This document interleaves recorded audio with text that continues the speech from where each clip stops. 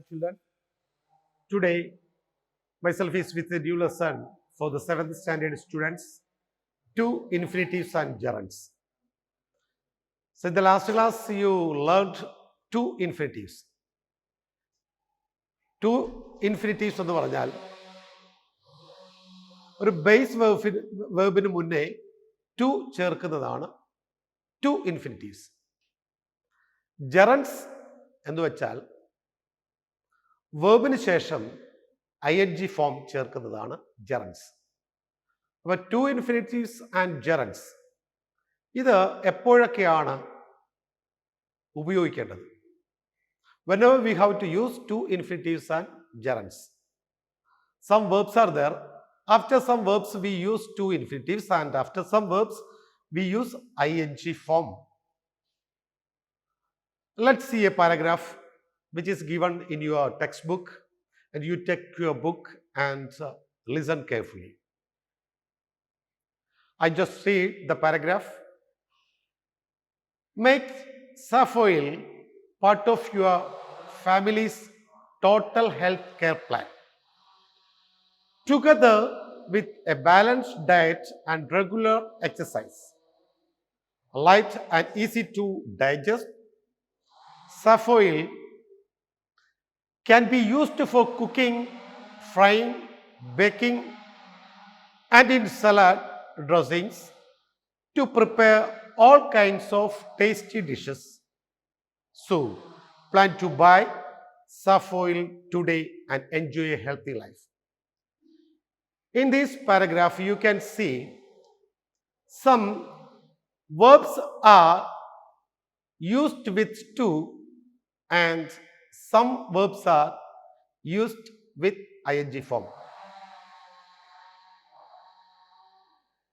അപ്പോൾ ഇവിടെ പല വാക്കുകളും ing ഫോമിലുണ്ട്, ടു ചേർത്തുള്ള ടു ഇൻഫിനിറ്റീവ്സും ഉണ്ട്.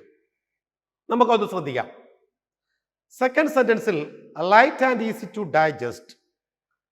സഫോയിൽ can be used for cooking. ഒന്നാമത്തെ വാക്ക് cooking, ing form of the verb. Next word is frying. Next, second frying, ing form of the verb. And the third one is baking. Again, a ing form of the verb. And next you see, and in salad dressings to prepare all kinds of tasty dishes. To prepare. It's a two infinitive. And the last sentence you can see, so plan to buy Safoil today. To buy. Two infinitive. In certain verbs, take only the two infinitives form after them. ചില നിശ്ചിത വാക്കുകൾക്ക് ശേഷം വാക്കുകൾ to infinitives form ഉപയോഗിക്കാറുണ്ട്. നിശ്ചിത വാക്കുകൾ മാത്രമേ to infinitives വരാറുള്ളൂ. Let's see some verbs followed only by to infinitives. അപ്പോൾ അത്തരം ചില വാക്കുകൾ ടു ഇൻഫിനിറ്റീവ്സ് വരുന്ന വേർബുകളിൽ ടു ഇൻഫിനിറ്റീവ്സ് വരുന്ന അത്തരം വാക്കുകൾ നമ്മൾക്കൊന്ന് ശ്രദ്ധിക്കാം. Arrange, demand, expect, hope, manage, need, offer, plan, promise, threaten, want, would like. These are the verbs we use two infinitives after them.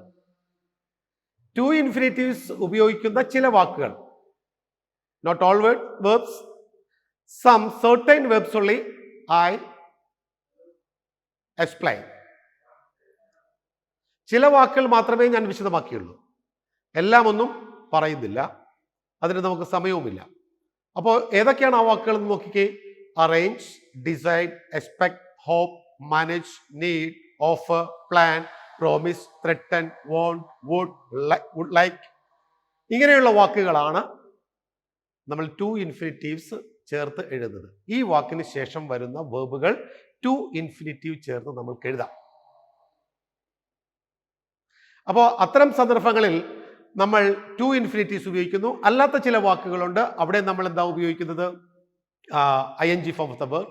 അല്ലെങ്കിൽ മറ്റു ചില വാക്കുകളുണ്ട്, അത് both to infinitives and gerund form of the verb we can use. നമുക്കൊരു example നോക്കാം.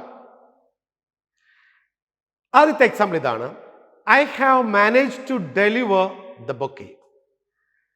എന്താണ്? I have manage to deliver the bouquet. അപ്പോ ആദ്യത്തെ സെന്റൻസിൽ മാനേജ് എന്ന വേർബിന് ശേഷം ടു ഡെലിവർ എന്ന ഇൻഫിനിറ്റീവ് ഫോമാണ് വന്നിരിക്കുന്നത്. ഡെലിവർ എന്ന് പറയുന്നതും ഒരു വേർബാണ്. അതിന് തൊട്ടു മുന്നേ നമ്മൾ ടു ചേർത്ത് അതിനെ ടു ഇൻഫിനിറ്റീവ് ആക്കി മാറ്റി. അപ്പൊ I have manage to deliver the bouquet. ഇവിടെ മാനേജ് എന്ന വാക്ക് മാനേജ്ഡ് എന്നായി. ഒരു കാര്യം നമ്മൾ ശ്രദ്ധിക്കേണ്ടത്, ഇത്തരം വേർബുകളുടെ കാലത്തിൽ മാറ്റമുണ്ടാകാം. ഇപ്പൊ അറേഞ്ച് ആണെങ്കിൽ അറേഞ്ച്ഡ്, ഡിമാൻഡ് ആണെങ്കിൽ ഡിമാൻഡഡ്, എക്സ്പെക്ട് ആണെങ്കിൽ എക്സ്പെക്ട്, മാനേജ്ഡ് ആണെങ്കിൽ മാനേജ് ആണെങ്കിൽ മാനേജ്ഡ്, നീഡ് ആണെങ്കിൽ നീഡഡ്, ഓഫർ ആണെങ്കിൽ ഓഫേർഡ്, അങ്ങനെ പ്രോമിസ് ആണെങ്കിൽ പ്രോമിസ്ഡ്, അങ്ങനെ ഇതിൻ്റെ ടെൻസിന് മാറ്റം ഉണ്ടാകാം. അത് പാസ്റ്റ് ടെൻസിലേക്ക് മാറാം.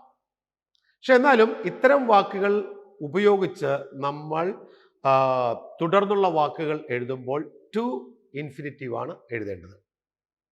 ഇനി അടുത്ത ഒരു എക്സാമ്പിൾ നമുക്ക് നോക്കാം. We need to improve the school's academic performance. ഇവിടെ രണ്ടാമത്തെ എക്സാമ്പിൾ നോക്കിയേ. We need to improve. Need എന്ന വേർബിന് ശേഷം ടു ഇൻഫിനിറ്റീവ് ആണ് വന്നിരിക്കുന്നത്. അപ്പോൾ we need to improve the school's academic performance.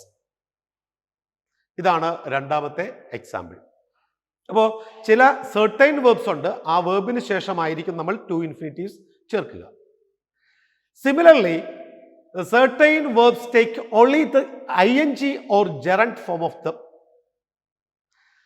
ഇതേപോലെ തന്നെ ചില സെർട്ടൈൻ വേർഡ്സുകളുണ്ട്, ഒരു നിശ്ചിത വാക്കുകളുണ്ട്, അവയ്ക്ക് ശേഷം നമ്മൾ ING ഫോം ചേർക്കും, അതല്ലാന്നുണ്ട് അല്ലെങ്കിൽ ജെറന്റ് ഫോം. അപ്പോൾ ING ഫോം തന്നെയാണ് ജെറന്റ് എന്ന് പറയുന്നത്. അപ്പോൾ ജെറന്റ് ഫോം ചേർത്ത് നമുക്ക് ചില വാക്കുകൾ എഴുതാം. അവ ഏതൊക്കെയാണെന്ന് നമുക്കൊന്ന് നോക്കാം.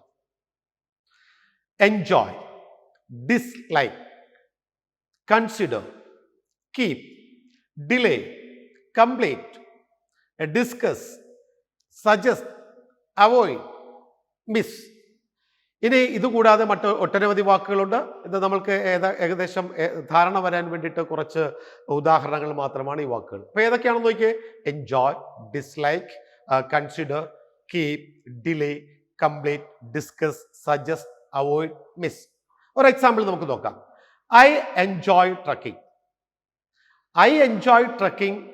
എൻജോയ് എന്ന വേർബിന് ശേഷം പിന്നീട് വന്നിരിക്കുന്നത് ING ഫോം ഓഫ് ദ വേർബാണ്. I enjoy trekking. പക്ഷെ ഇങ്ങനെ പറയാൻ പറ്റില്ല. ഐ എൻജോയ് ടു ട്രക്കിംഗ് എന്ന് പറയാൻ പറ്റില്ല, അത് തെറ്റാണ്. ഇനി അടുത്തൊരു എക്സാമ്പിൾ നോക്കാം. I dislike watching movies in TV.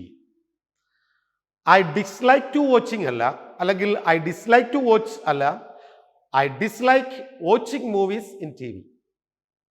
അപ്പോൾ ഇനി അടുത്ത വിഭാഗത്തിൽ എന്ന് പറയുന്ന വിഭാഗത്തിലുള്ള വേർബുകൾ, അത് followed by to infinitives and gerund forms.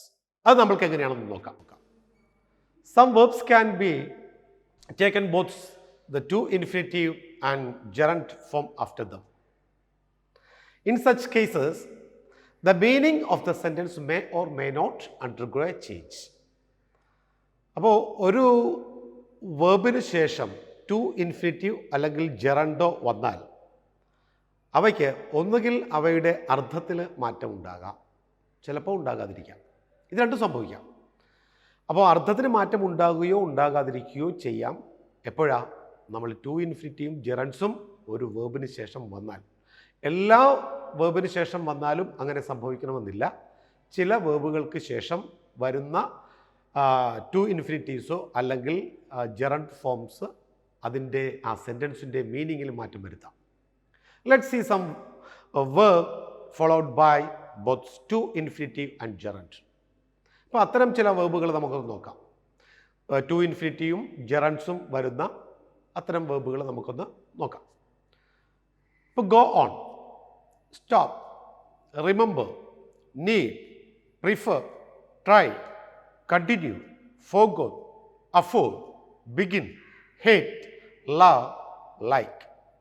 ഇപ്പം ഇത്തരം ഒട്ടനവധി വാക്കുകളുണ്ട്. അതിലേതാനും ചില വാക്കുകൾ ഇത് പ്രത്യേകം ഓർത്തു വയ്ക്കേണ്ട കാര്യമാണ്. ഏതെല്ലാം വാക്കുകളുടെ കൂടെയാണ് ടു ഇൻഫിനിറ്റീവ് അല്ലെങ്കിൽ ജെറണ്ട് വരുന്നത്? രണ്ടും, ടു ഇൻഫിനിറ്റീവും വരാം, ജെറണ്ടും വരാം. ഇനി അത്തരം വേർബിന് ശേഷം ടു ഇൻഫിനിറ്റീവ് ജെറണ്ടും വന്നു കഴിഞ്ഞാൽ അവയ്ക്ക് ഏതെങ്കിലും അർത്ഥവ്യത്യാസങ്ങൾ ഉണ്ടാകുമോ എന്നതിനെക്കുറിച്ച് നമുക്ക് വളരെ വ്യക്തമായിട്ടുള്ള ഒരു ധാരണയുണ്ടാകും. അപ്പോൾ ഇനി ഒരു ജസ്റ്റ് 1-2 എക്സാമ്പിൾ നോക്കി നമുക്ക് മുന്നോട്ട് പോകാം. Example number 1. The burglar tried to enter the house. The burglar tried to enter the house. ഇവിടെ tried എന്ന വേർബിന് ശേഷം ടു ഇൻഫിനിറ്റീവ് ആണ് വന്നിരിക്കുന്നത്, ടു എൻ്റർ. ഇനി രണ്ടാമതൊരു സെൻറ്റൻസ് നോക്കിക്കേ. The burglar tried entering the house. രണ്ടാമത്തെ സെൻറ്റൻസിൽ the burglar tried entering the house. അവിടെ ട്രൈഡിന് ശേഷം നമ്മൾ ഉപയോഗിച്ചിരിക്കുന്നത് ING ഫോം ഓഫ് ദ വേർബാണ്. എൻറ്ററിങ് എന്നാണ് ഉപയോഗിച്ചിരിക്കുന്നത്. നേരത്തെ എൻ്റർ എന്നായിരുന്നു, രണ്ടാമത്തെ സെൻറ്റൻസിൽ വന്നപ്പോൾ അത് എൻറ്ററിങ് ആയി. അപ്പോൾ ഇവിടെ ഈ രണ്ട് വാക്കുകളും സെൻറ്റൻസുകളും യാതൊരുവിധ അർത്ഥവ്യത്യാസവും തരുന്നില്ല. ഐ സ്റ്റോപ്പ് സ്റ്റഡിങ്, ഞാൻ പഠനം നിർത്തും. I stop to study. ഇത് രണ്ടിലും യാതൊരുവിധ അർത്ഥവ്യത്യാസങ്ങളും ഇല്ല. ഇപ്പം ഞാൻ ആദ്യം പറഞ്ഞ ആ സെൻറ്റൻസിൽ അവിടെ ഉപയോഗിച്ചിരിക്കുന്ന സ്പെല്ലിംഗ് നോക്കണം. BURGLAR എന്നാണ് ഉപയോഗിച്ചിരിക്കുന്നത്. ഇത് ബർഗ്ലർ എന്ന് വായിക്കരുത്, അത് തെറ്റാണ്. ബർഗർ എന്നാണ് വായിക്കേണ്ടത്. എന്താ വായിക്കേണ്ടത്? ബർഗർ. ഇനി രണ്ടാമത്തെ അടുത്ത ഒരു എക്സസൈസ് അല്ലെങ്കിൽ എക്സാമ്പിൾ നമുക്ക് നോക്കാം. I forgot meeting him. എന്താണ് ഐ ഫോർഗോട്ട് മീറ്റിംഗ് ഹിം? രണ്ടാമത്തെ എക്സാമ്പിൾ തന്നിരിക്കുന്നത് I forgot to meet him. അപ്പം രണ്ടും രണ്ട് തലത്തിലാണ് അതിൻ്റെ അർത്ഥം.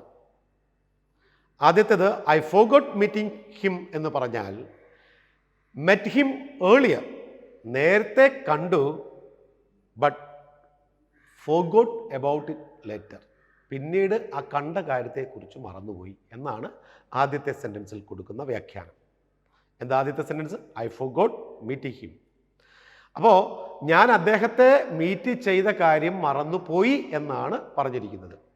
അപ്പോൾ നേരത്തെ കണ്ടിരുന്നു, പക്ഷേ ഇപ്പോൾ അതിനെക്കുറിച്ച് ഓർമ്മയില്ല.